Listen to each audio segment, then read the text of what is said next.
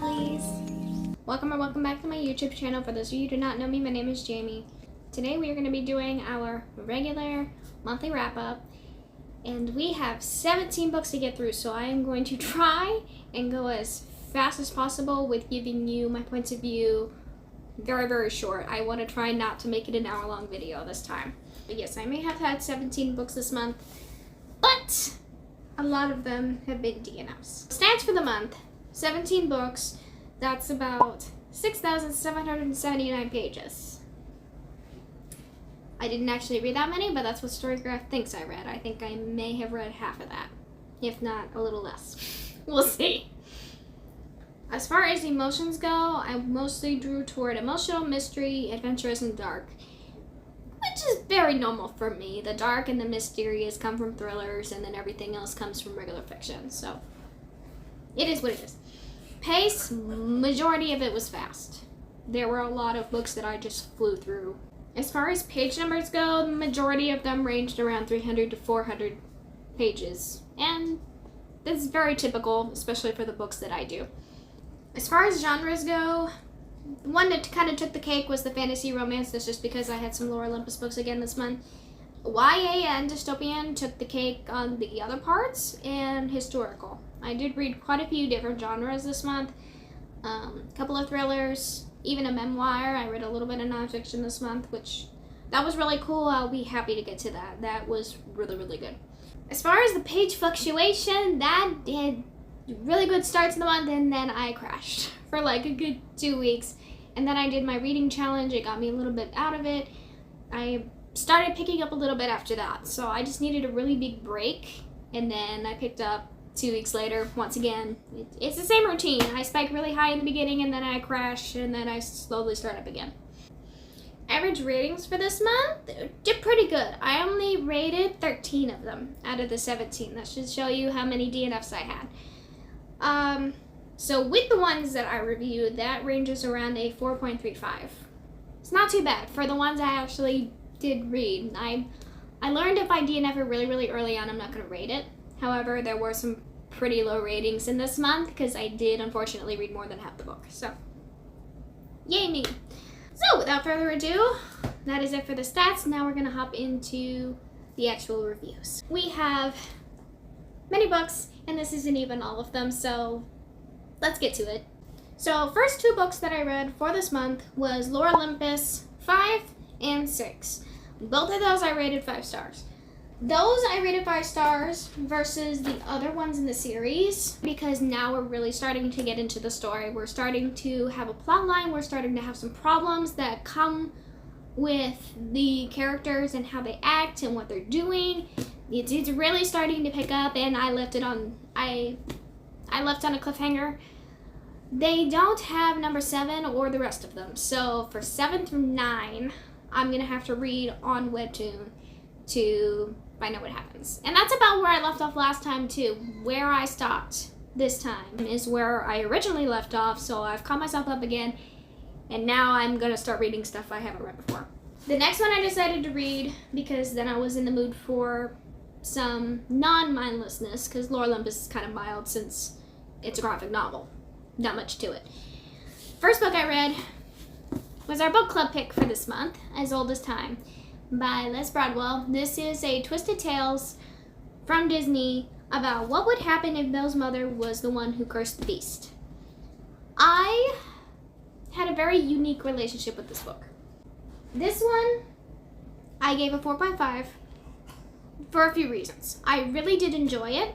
I enjoyed the originality of it, but there were also a few things that kind of rubbed me the wrong way. Starting off, I didn't know what to expect going into this. 2 different timelines going on in this one. We got one before Belle was even born. We have the whole thing with her mother and father, what happened with them, and the backstory there. And then we're also going through the original Belle story, the original animated version of Beauty and the Beast. There comes a certain point where things start changing. So it's not the complete story of Beauty and the Beast. It is very different. So if you're looking for a new take on things, I would highly recommend reading this. There were a few things that bugged me. No, it didn't change the familiarity of it, but I did find it annoying how we kept getting Belle's perspective of not knowing her mother over and over again. Like, yes, we are aware you didn't have a relationship with your mother because she wasn't there. We got it. It was mentioned multiple times in repetition throughout the whole book, and it was getting very annoying and very old.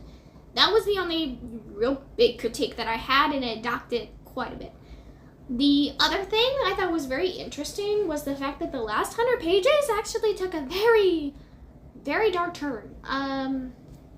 We went down a road I didn't think we were going to go down. And I was very surprised. Everybody who read this for the book club, they enjoyed it just as much as I did. It was very bingeable. I think I read it in 2 sittings. Very easy to read, even though it's a floppy chunker. I am willing to read the rest of the series, and there's a lot. There's like 28 in the Twisted series, so we'll find out. But I really enjoyed this one. This has definitely opened up to the other ones that they have made so far. Really enjoyed it. I'm glad we picked it for the book club. This is a good choice. Next up, listen to this. I picked this for my TBR this month, and I wish I didn't. I wish I just got rid of this a long time ago. This is a nonfiction about a couple of essays that someone wrote about music. It said that you didn't have to have a PhD or an understanding of music to read this. They were lying. I have done piano when I was a kid, and I have also played clarinet for 3 years of my life. And I thought I understood music. At least had a background enough to know what certain things were. The answer was incorrect. This book is for the music gurus who love Bach, Beethoven, Mozart to an extreme. This is their kind of book. I did not follow along at all.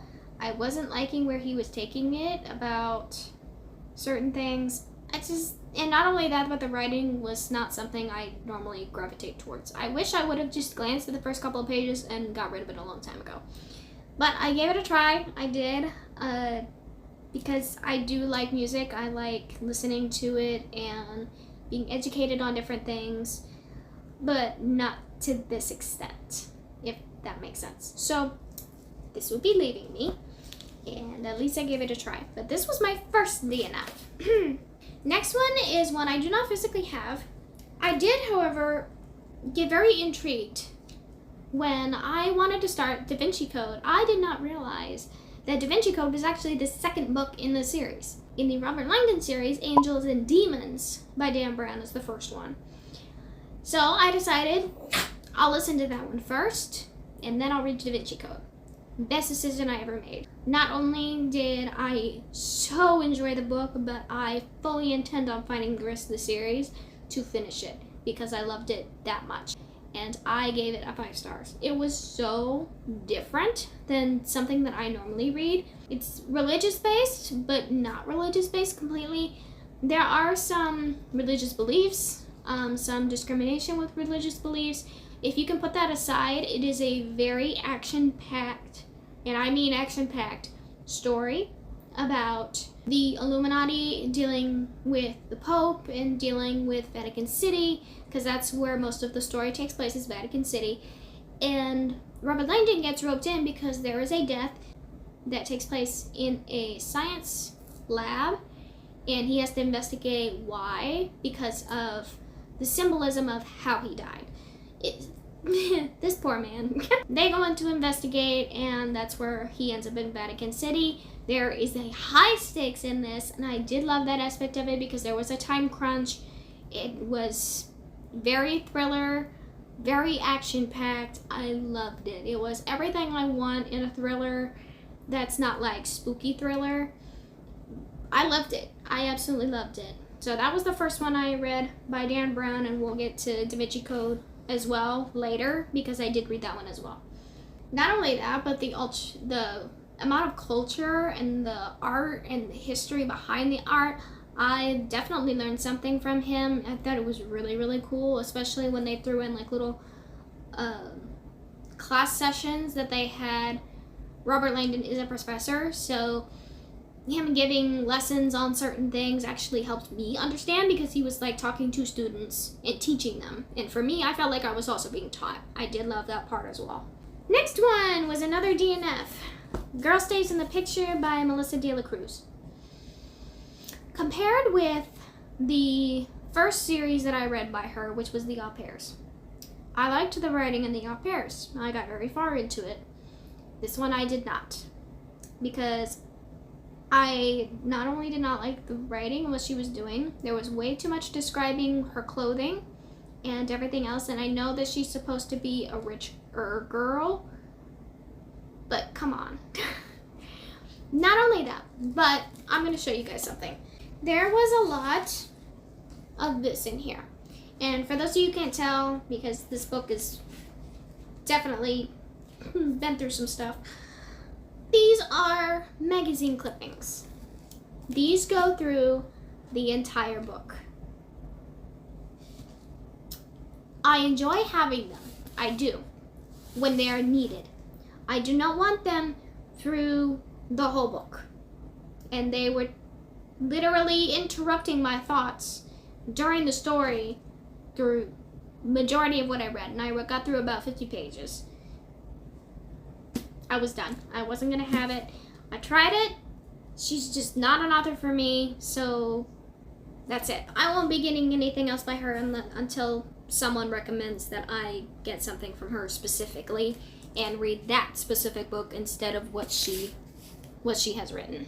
Next one that I read, I went off a little on the deep end because I wanted a romance, just a pure romance, before diving deeper into the books that I had to read for the rest of the month. I finished book that I started in August, and that was The Crimson Wolf by G.M. Ferry.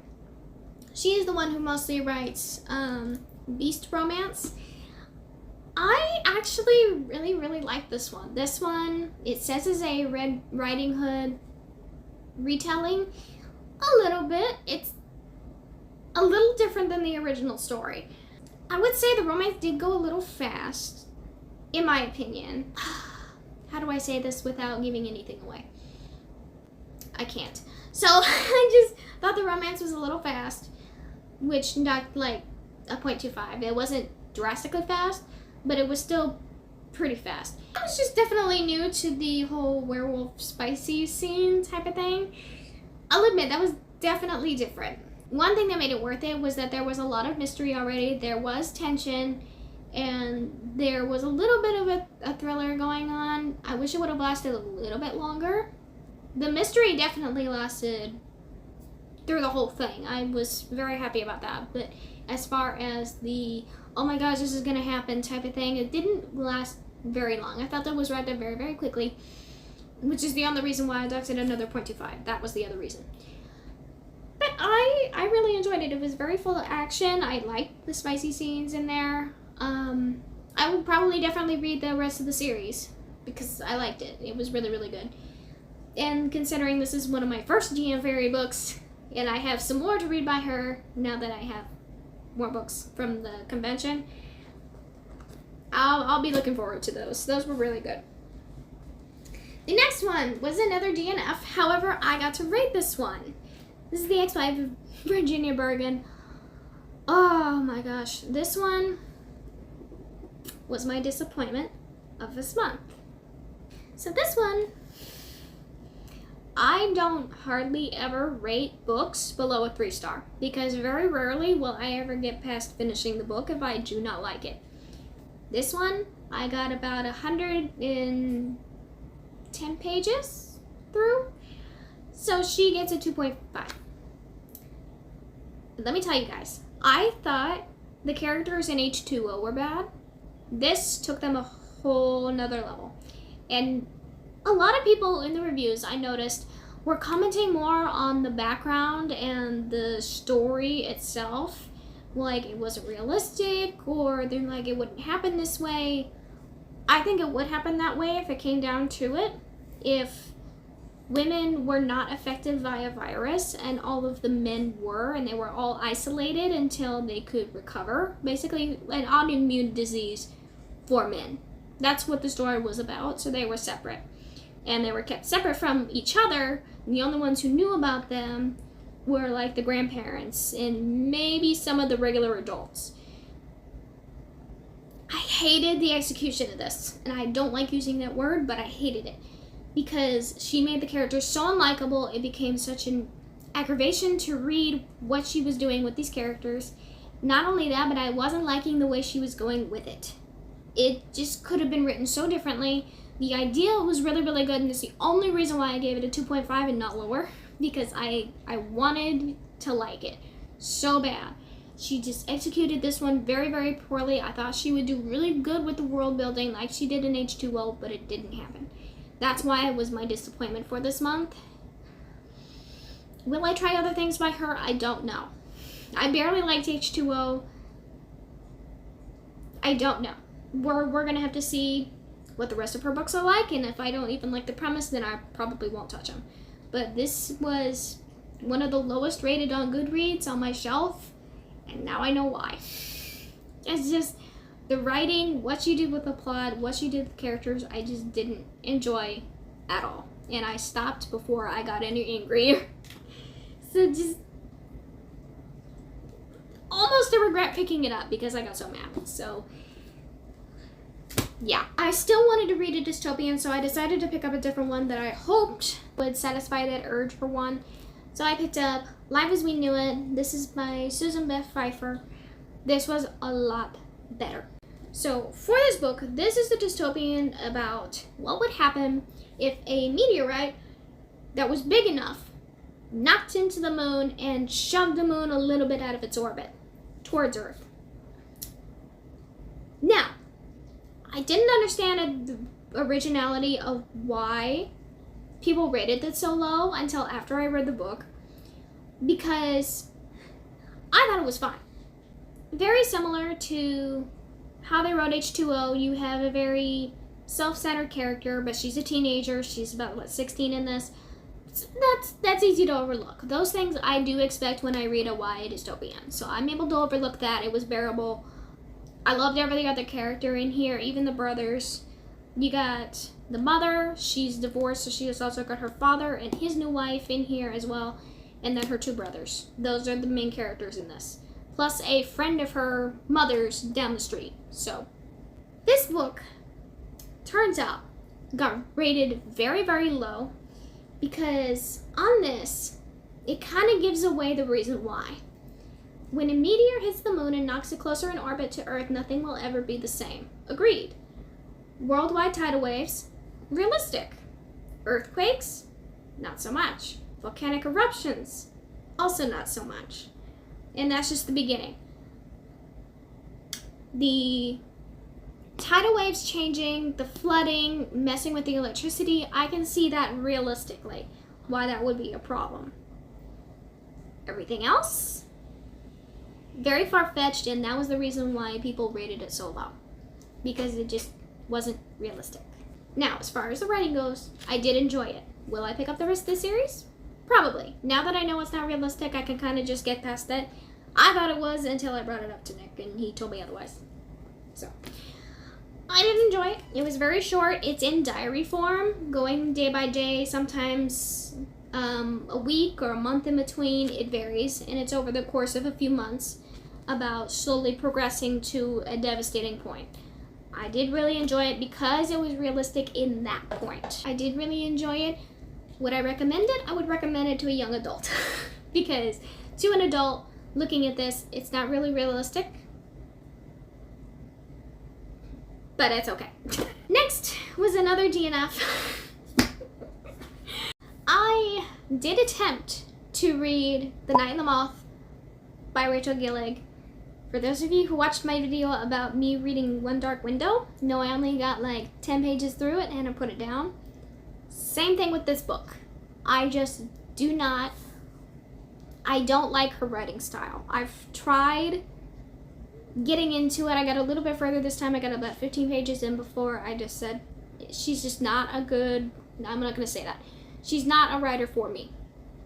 So, for those of you who love One Dark Window, I am sure you will love this just fine. If you like her kind of writing, you would enjoy this. Just, it wasn't for me. I think Rachel Gillig is just not an author for me, so I'm just going to skip over her completely. I tried. I gave her a chance with One Dark Window, and I gave her a second chance with this one. It's just not my thing, so we'll move on. Next up, this was actually a surprise. I read my first NetGalley book, which was an ARC app that you can go to get upcoming books. I first opened it up. The only one who gave me my first chance was a book called Mabel, and this is by Sally Hepworth. I read a Sally Hepworth earlier this year. It was called The Mother-in-Law. Mabel is mostly a mystery book. For those of you who have read The Mother-in-Law, it is very similar. I really enjoyed this book, actually. I gave it a 4.25. It was very intriguing, slow-paced. The first 70 pages, and then it really picked up. It became a snowball effect, really, because it started off really, really slow, and then we hit a certain point, and I'm like, oh. And then we got a little further, I'm like, oh. And then it just, what? we went from there. I kept getting more and more interested the further we got into this. I love the found family in this, and the tragedy, and the bombshells that happened near the end of the book was like, oh my gosh, are you kidding me? I didn't expect any of that. She is an official backlist author for me with this book, and I really enjoyed it. For those of you who do not know what Mabel is about, Mabel is about a girl. She in the past, she deals with a very not there for you father. Her mother is there and not at the same time. She'll be there for certain moments, and then she won't for others. She has everything she could ever want because her family is very well off. So she's living that kind of life with parties and everything like that. And then we have the other side where she's with her best friend and living in a house together. And she meets this little itty bitty little girl who starts a conversation with her and asks her, can you do something for me? Because I have to do this for school. I have to interview an old person. She's like, well, why don't you do him over there? She's like, I didn't think he was home. There's so much stuff on his porch. And Mabel goes over there to find that he died in his kitchen. This happens early on in the book. But Alright, next one, number 12. So we're getting very close to number 17. This is going by a little quicker than I thought it would. Next one that I read was the Da Vinci Code. Did I love it as much as Angels and Demons? No. Angels and Demons was definitely the favorite. It was good in a different manner. We were talking about different things. We're talking about Leonardo da Vinci and his works and the art dealing with it in France. Because before it was Italian-based, this one's mostly French-based. I did like that switch.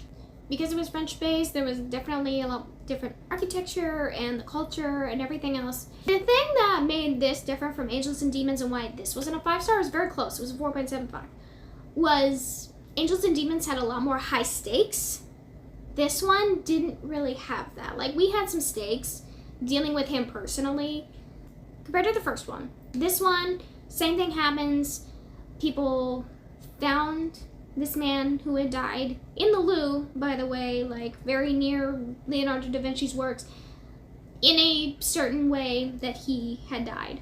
It turns out he did a couple of things before he died, literally bleeding out, and, set himself up. So, he had a daughter. He left clues for his daughter and Robert in order to discover why he had died and also the logic behind it. So it was very different than the first story. Once again, more religious based. This one had more to do with Jesus himself and Mary Magdalene and that kind of section versus just dealing with God in general, which mostly the first one was about. This one is more about Jesus himself.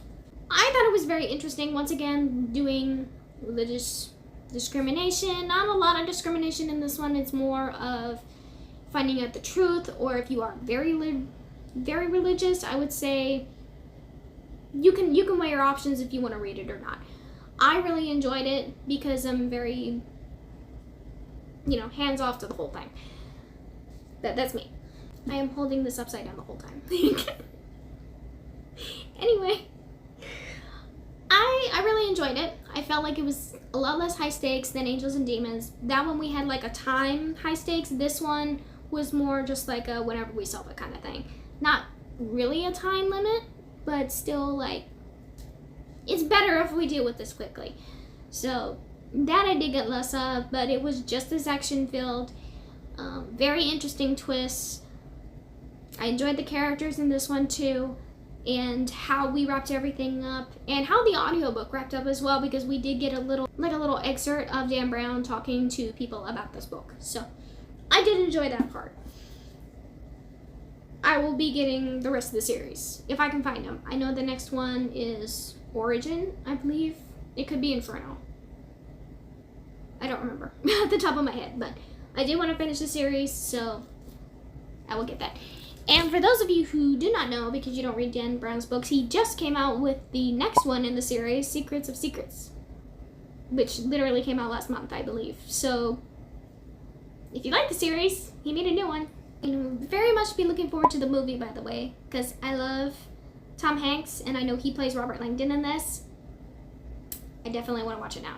Next one, and probably the most disturbing book I have read all month, My Dear Vanessa by Kate Elizabeth Russell. Guys, when I read this, I did not think we were going to go down this road.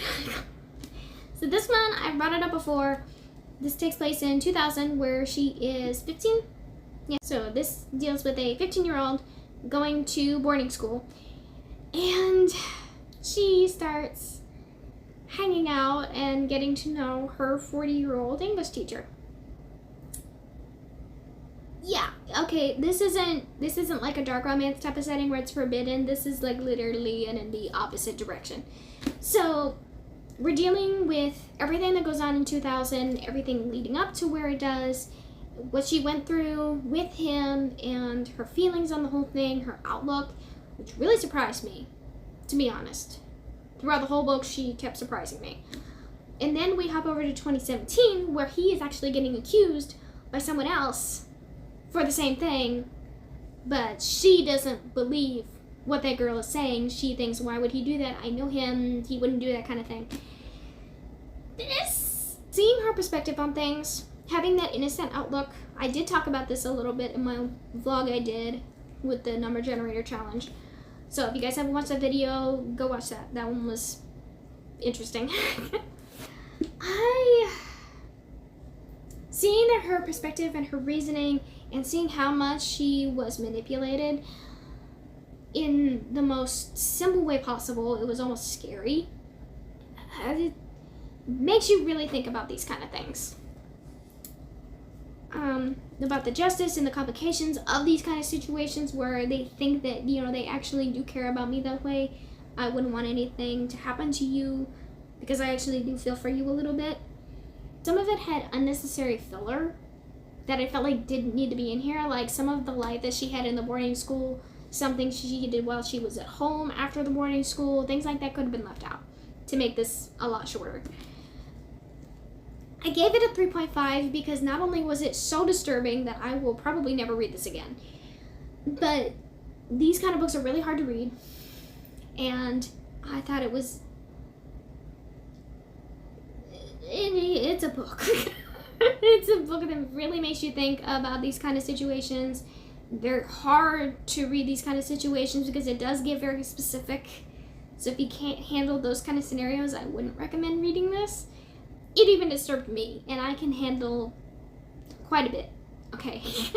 This is very, very disturbing. I will probably never read this again. I did get to read it. I would recommend it to people if you want a very thorough, very sad and meaningful read. That's where I would leave it at that, because I don't want to talk about it anymore. So the next one I read, number 14, almost finished my TBR at this point. I had only one book left, so I'm like, I can afford to read something else for a while. I decided on I'm Glad My Mom Died. This is a memoir by Jennette McCurdy. She plays Sam in iCarly. This poor girl. This girl has gone through so much emotional trauma, and to see it, her talking about from, I think she was 6 when she first started her memoir, all the way up until probably about 4 years ago, I cried at a few parts. So she's a 5. So much that she went through was so emotional. Oh my god. I can't speak. I literally can't speak. The emotional trauma that went into this book was absolutely horrifying, because so many things like we see from the outside looking in that things are not okay, but when you look at it from her perspective and how she looked on things, you get why, because she explains it. You know, I thought this, you know, I'm gonna do this because this is gonna happen. I thought that was very, very well done, to the point where I was getting angry. And not angry in a bad way. I was getting angry at in the book, not at the book. The title makes a lot of sense when you read it. I'm not going to give anything else away because you have to read it to understand, but I'd say this is one of the most heartfelt and very traumatizing emotional memoirs I've ever read. And it makes a lot of sense from why we haven't seen her since iCarly, and you know, everything that she's gone through since then, and everything that she deals with now too. It's very relevant. I do like how we traveled through her career as well. That was very interesting, and how she put little things in here like you would do this if you're gonna do, you know, an audition and all that other stuff. She did include in that as well about that. So that I also enjoyed. Just, if you haven't read it, I would read it. Whether you liked iCarly, whether you didn't like iCarly, whether you knew anything about her, whether you know everything about her, it doesn't matter. I think that you should read this. And it turns out she is actually coming out with her first novel. I forget what it's called, but I'll put it up here. She's coming out with it next year. So I will be reading it. So the next one that I read was my last no, not my last DNF. It was so many DNFs this month, it's not even funny. Next one was Cold Mountain by Charles Frazier. I didn't like the writing, flat out. I tried. I didn't enjoy it. I didn't like the writing style, and the endless black flashes were getting to me. Like, I can only handle so many in a chapter, and I didn't see the first chapter ending in sight anywhere. So it wasn't my kind of book. And what it was about, I thought it was going to be very different. So, I tried it. I can get it off the shelf. It's time for it to go. This is another one that I probably should have just read a couple of pages, determined I didn't want to keep it, and just got rid of it. But here we are. Now I can watch the movie without having to worry about the repercussions of doing so. Plus, I kind of wanted to watch the movie more anyway. Next one, and my last DNF. This one is actually the last DNF. Jilly Chan is Dead by leann Zhang or Shang. I don't know how you're supposed to pronounce it, but anyway, I was so interested in this book. This is a story about a girl who finds her sister, her twin sister, dead in her own apartment, and decides that, well, she's dead, and looks at her phone and figures out how much she makes as an influencer, and decides that she wants to take over as her sister and take over her life. I gave it a DNF, but I read more than half of it to give it a 2.5. Same reasons why I gave XY a 2.5. I didn't like where they went with the story. I loved the premise of it. I loved the idea of her taking over her sister's life. I did not, however, think that we would mostly be talking about the social media stuff. If you guys want to know background on how to build your social media platform, or you want to know about social media in general, the people that she had to deal with, and their Instagram account numbers and all that other crap, I'm like, oh, can we just skip all that, please? Like, you can do a little bit to give us an idea, but we don't need their backstories as well. It just got very annoying very, very quick, and I reached the halfway point, and I'm like, we're still doing this. We're still talking about the social media stuff. It got very annoying very quick. So I didn't get what I wanted from it. It was made to seem like a thriller. It's probably one of the most boring thrillers I have read. this year. And not only that, but also how she perceived social media in the beginning and then what she turned into, I also didn't like. She started gloating, feeling very full of herself, egotistic, and it went right to her head. I was hoping it wouldn't do that, or at least she would be nervous a lot more of the time. She was just like that with getting comfortable with taking over her sister. I would have a problem with dealing with that kind of stuff immediately, so I don't know how she did it. It's supposed to take over the course of like a few months, but it just... It was another one that I expected something completely different, and I got something else. So I was very disappointed in this one as well, but not as much as XY. But I am willing to give that author another try because I did like the writing. The writing I had absolutely no problem with. I understood everything. I got through half of the book. I did really, really well with it. I will definitely pick up another thing by her because this is her first novel.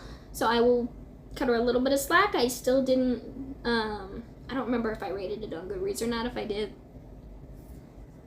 oh well. Alright, the last book that I read for this month, I also just decided to pick up. I decided on James by Percival Everett. I've heard a lot about this one. I knew what this one was about going into it. I have not ever read Huckleberry Finn before, or if I did, it was while I was like itty bitty young, to where I don't remember a single thing. I do, however, want to read it now that I have read this book. This was a good start to understanding how the world is, and then see what it's going to be like from Huckleberry's point. So for those of you who don't know about Huckleberry Finn and James, this takes place during the very, very start of the Civil War, dealing with slavery, everything that James or Jim went through, dealing with that, Huckleberry going on this journey with him. I wouldn't say adventure, it was a journey. But making us relive that part of history is definitely hard, especially considering how much we went into it, and we went into a lot. I would say this is ranking up there with probably one of the most depressing, heartfelt, and moving stories I have read all year. I felt absolutely horrible reading this, but you're kind of supposed to because of the time period. Everything was completely different. How people perceived African Americans was completely different, and we definitely see that in here. And it was very, very hard to read because I hate anybody talking to anybody like that. So I am very curious to see how Huckleberry Finn is different on the perspective. I hope to get to that by the end of this year. That is something that just got added to my want to reads for this year. And I should be able to do that now that I have reached very near the end of my list, my 25 for 2025 list. So that is finally done, and I'm almost done with my new books as well. So I'll have a little bit of wiggle room to read a couple of things extra. I wonder if Huckleberry's point of view is very more lighthearted from like a child's perspective, or it's just as dark. I don't remember, or I don't know. That I rated that a 5. That was so good. It definitely received the Pulitzer Prize. That was definitely a good call because that did the same thing to me that it did with All the Light I Cannot See. It was so good. And that is all the books that I read for the month of September. A lot of DNFs, but a lot of good finds. I was very surprised by I'm Glad My Mom Died, As Old as Time, and James. All 3 of those were really, really good, and I would highly recommend those if you have not read them already. I am very tired. I have been out all day, and I do commend you guys for getting this far with me.